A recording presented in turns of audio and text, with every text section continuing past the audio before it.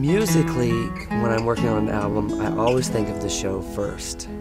Well, I guess second. First, I think of, God, I love this. Do I love this? Yes, I love this. And I just play for me, and I play it, and if I'm getting some good vibrations and the hair standing up on my arms, and I love singing it, then I know it's working, and it'll end up somewhere. But the second place I think of is, will this work in the show? Because that's where I spend most of my time, is on stage, sharing, either in a coffee shop, club, and of course this summer in the big amphitheaters. And I know what's already in my show and what works, and I think, okay, of the new songs, what can I drop into the show? And for me, I like to think of variety. I think, okay, well, I've already got a song like that, what don't I have?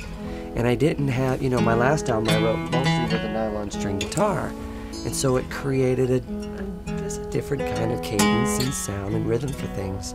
Whereas this album, I wrote mostly on dreadnoughts with more of a, you know, I went back to using a guitar pick, which I hadn't done for about 4 years, and got more of a raking sound, more of that, what I get out of, say, Crosby, Stills and Nash or Neil Young, and you know, I always associate it with, you know, folk or country, and but that's really where I was at the time, and but I noticed I didn't have that stuff in my show.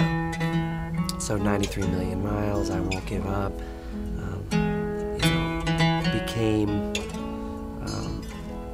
I guess, big cornerstones of this album. Once I had those two songs locked in, I knew what else I wanted to add to this show. So musically, it became then about variety and how I could make variety.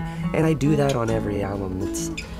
I guess I have a default album in my mind that I want to make, and I make it again and again and again. And then someone recently told me a great Bob Dylan quote. He said, how do you write 500 songs? He says, well, I write 5 songs 100 different ways. And I can so relate to that because I feel that's what I do again and again.